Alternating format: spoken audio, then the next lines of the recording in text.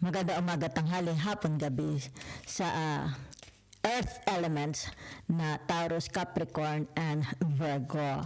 Okay, bibigyan ko po kayo ng general reading para sa mga natitirang araw, linggo ng buwan ng Pebrero. Yan. Okay? Isa lang pong likes at subscribes and share para naman po lumago ang channel na Lola ha. Salamat po ng marami. So tingnan natin ha, the energies na pumapalibot. Okay? Yan. Active. Yan. Sa mga natitirang araw, linggo ng Pebrero. Okay, sandali na rin ang tinatawag na devil. Tatakpan ko lang. Masyadong provocative. Okay? The devil. Is that your energy or their energy? Okay? Let's see the second energy. Yan ha. The Mars. Okay? So narito ang tinatawag na the world. Yan ha. The end of a cycle and a new cycle, di ba?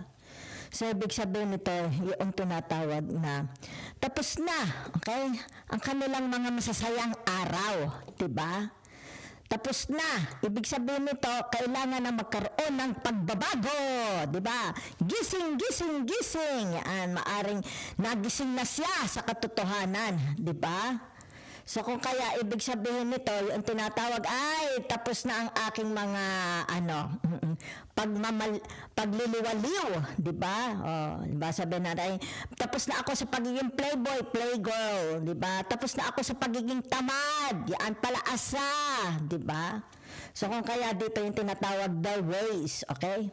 They are breaking the old pattern. Okay, so let's see.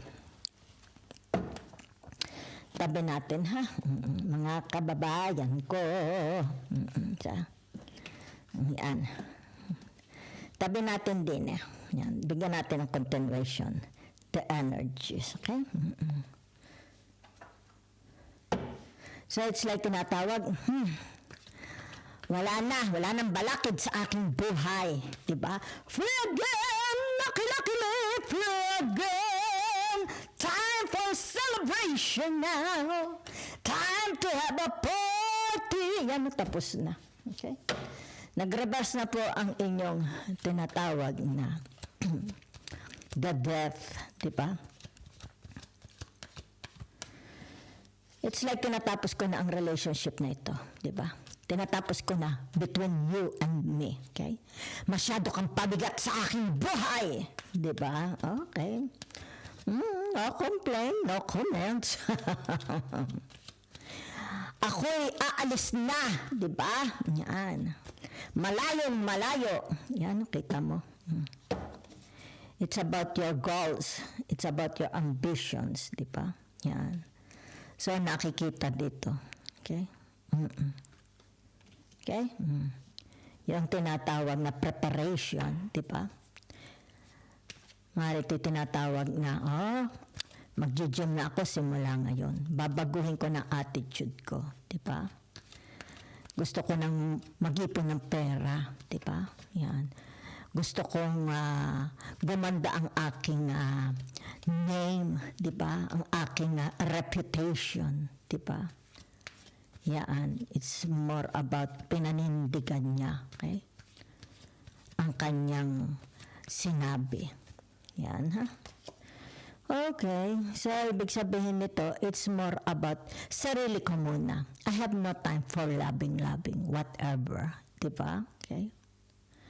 So, ibig sabihin nito, tinatawag, this person is more about kung paano nila, diba? Yan, malulutas yung kanilang mga needs, diba? Yan. So, ibig sabihin nito yung tinatawag their needs and their layaw is, di ba? Yan, no? Wala mo ng mga layaw, di ba? It's more importante magkaroon ako ng tinatawag na healthy body. Yan. Health, di ba? Mental, di ba? So, ito yung tinatawag mga layaw. Tabi muna yung mga layaw na yan, di ba? Whatever layaw is that. Ibig sabihin nito, clean life, clean living, toothbrush your teeth. Binibiro ko lang kayo. Okay? So, it's like tinatawag, tama na muna yung mga inuman, barikan, di ba?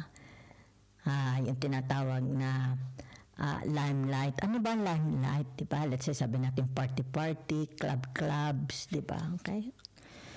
So, naririto, di ba? It's about yourself, di ba? It's like,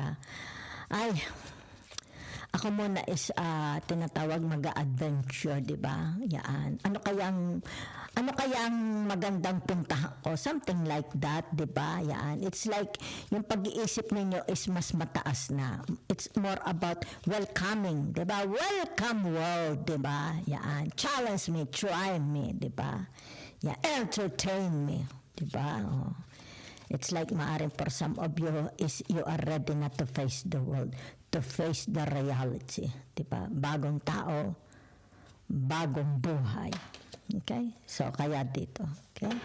Maybe ito yung tinatawag, there is a thinking, okay? Pagpaplano, pag-abroad, diba?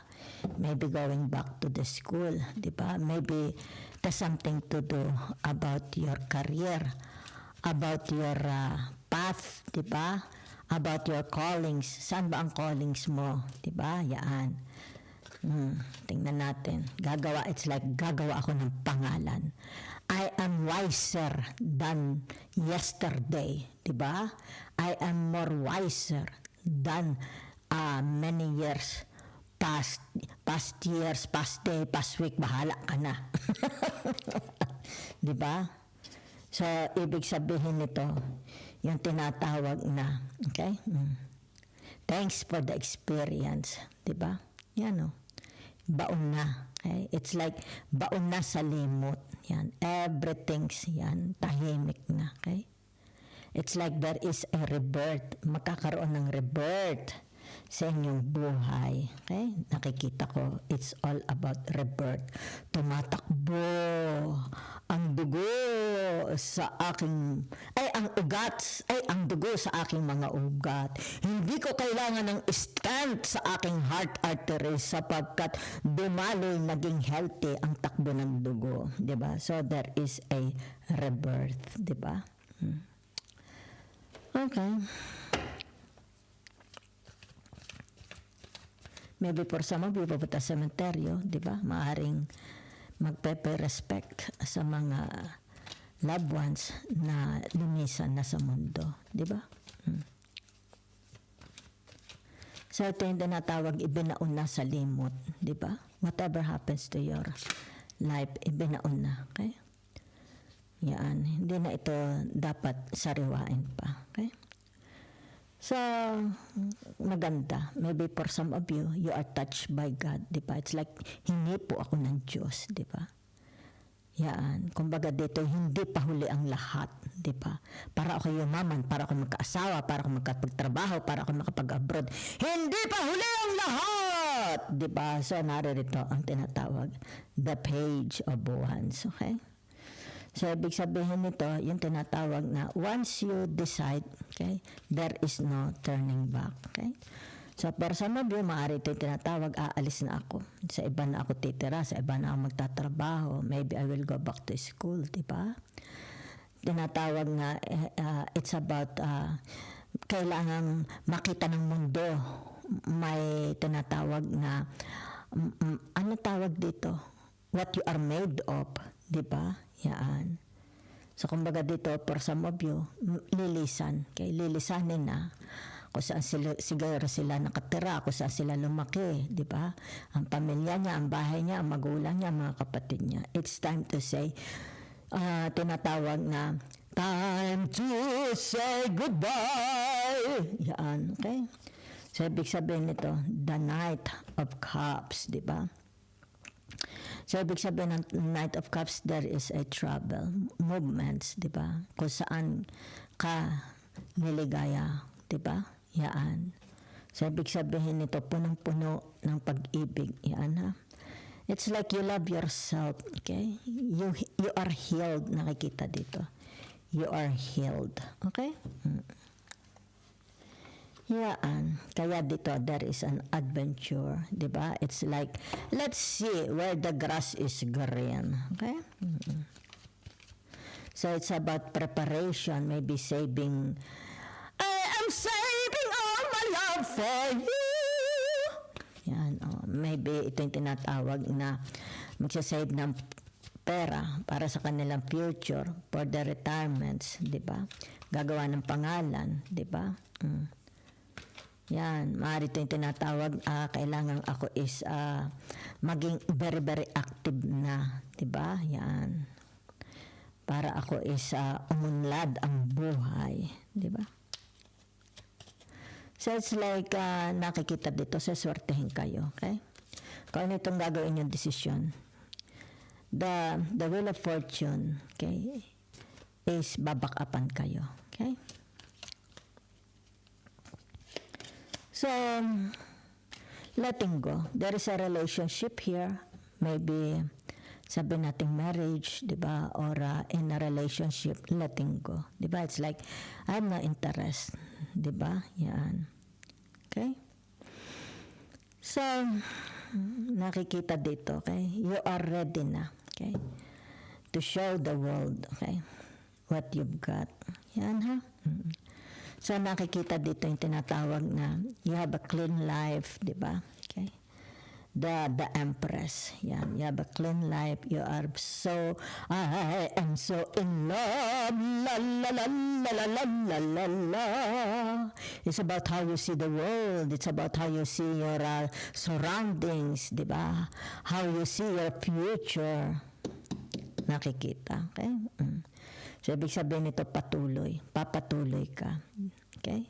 So, ibig sabihin nito yung tinatawag yan, Kaya nariyan ang the Wheel of Fortune. Okay? Whatever is this. Okay? Ibig sabihin nito, clean life, clean health, diba? Clean, it's about your happiness, love, forgiveness, narito na rin, diba? It's time to show the world, diba? What I am made of. Diba? So, ibig sabihin nito, you are paying. Maaring for some of you here, yung tinatawag magpapasalamat kayo sa mga ancestors, sa mga ginawa nila sa inyo. Maybe aral, okay? Kasi dumadaan sa sementeryo, diba? Ang the death. So, maaring ito yung tinatawag na magpapamisa, diba? Remembering, diba? Naging malaking aral. Okay, nagkaroon ng tinatawag na alaala, naiwang mga alaala, naiwang mga aral ng inyong mga ancestors na nawala na sa mundo. Okay? The last cards. So it's more about preparation, diba? Savings for your future. Maybe ito yung tinatawag na maybe you want to buy a house, planning for your future, planning to buy, sabihin na natin, to buy properties, di ba? How you, paano mo i-share, di ba? Whatever you have, yan, to others, okay? So, ibig sabihin nito, yan, wherever you go, the money follows, di ba? So, ito yung tinatawag na hindi ibibigay ng heaven, hindi ibibigay ng, anong tawag dito, ng universe, okay? What you want, okay? Kaya nakatumbalilong ang inyong the Page of Wands. Ang ibibigay sa inyo, hindi niya ibibigay kung ano itong gusto mo. Ang ibibigay niya sa iyo ay ano ang kailangan mo para ikay makasurvive, okay? Para mabuo, di ba? Ibig sabihin nito, let's say, sabi natin, gusto kong yumaman. Di ka naman basta nalang yayaman, itatapon sa iyo ni universe. O, are ang kwarta, di ba? It's like para yung mga iniisip nyo, pag tumaya ako sa loto, yayaman ako. Di ba? No, kailangan paghirapan mo. Kumbaga dito, ibibigay niya sa iyo ang tools, ang mga equipments na kailangan mo. Okay? Kung ano ang iyong minamanifest sa buhay mo, pag-ibig man ito, trabaho man ito, relationship, friends, family, whatever, di ba? Ibibigay, ipoprovide ni universe lahat ng pangangailangan mo, okay? And ang ibig sabihin nito, the outcome, the result, the money follows. Susunod ang pera. Di ba? Yan, no? Kita? So, kalimbawa, sabihin mo dito, gusto ko mag-abroad. Di, tutulungan ka ng Panginoong Diyos. Patulungan ka ng universe. Di ba? It's like tinatawag, magpatulong ka. Pumunta ka sa mga DFA. Mag-ano ka. Yung tinatawag na mag-apply ka ng passport, di ba? Let's say, sabihin natin, wala akong pera. Di lumapit ka. Di ba? Yan. Okay? So, lumapit ka sa makakatulong sa iyo. Di ba? Kasi it's more about kung ano itong mga losses na nawala sa inyo, mababawi mo. Okay? Kita mo. Mula sa maliit, malaking pera, susunod sa inyo. Okay? Sabihin na natin gusto kong mag-asawa. Paano ka mag-aasawa? Di ba? Kung bungal ang ngipin mo, di magpaayos ka ng pustiso o ng ngipin, di ba? Kung mataba ka, ay mag-reduce ka para maka-attract ka ng pag-ibig, di ba? Ano ang kailangan mo? Diba? Maring kailangan ko muna mag-exercise, diba? Para maka-attract ako ng pag-ibig.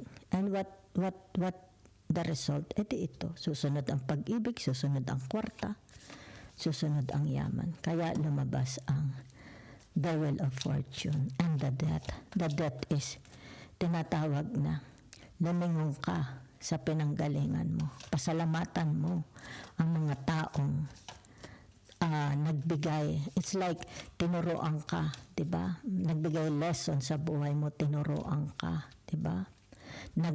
Malaki ang naging participation nila sa buhay ninyo, okay? So ibig sabihin nito the 7 of cups yan, ha? Okay? So ang ibig sabihin ng the 7 of cups na ito is more about tinatawag na crisis. Maring meron kayong mga crisis, 'di ba? Mga pinagdadaanan. Yan, ha? Kasi naiyak ka, di ba? So, ano yan ang mga kailangang, ibig sabihin nito, yung tinatawag na uplift yourself, di ba? Ibangon mo ang sarili mo. Yan, ha? Maaaring tinatawag may mga losses, di ba? So, kaya narito ang the wheel of fortune, di ba? So, ibig sabihin nito, tinatawag na don't live in the past, di ba? Yan.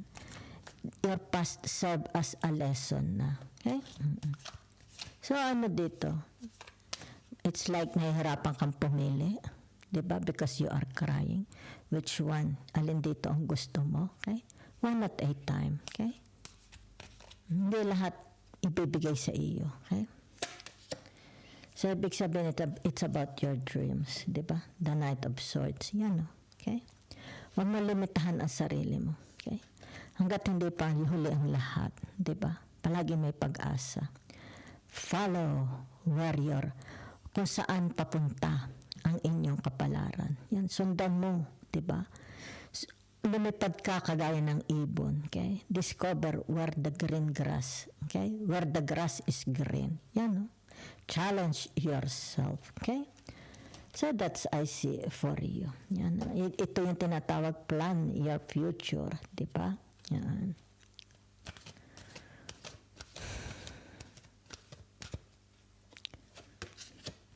Yan, Treasure Island. That's the message and the advice from the universe. The treasure islands you will find, okay? Kumbaga dito if you have believed, di ba, nananalig ka, meron kang faith sa Panginoong Diyos. Kung ito yung tinatawag, lalagyan mo ng action, the treasure islands. Okay? Yan, matatagpuan mo. Di ba? Yan, kaya tingnan mo, the money follows. Ito ang tinatawag na magbibigay, okay? Magbubukas sa iyo para ang buhay mo is magbago. Diba? Yan. Yan, ha? Kita ninyo.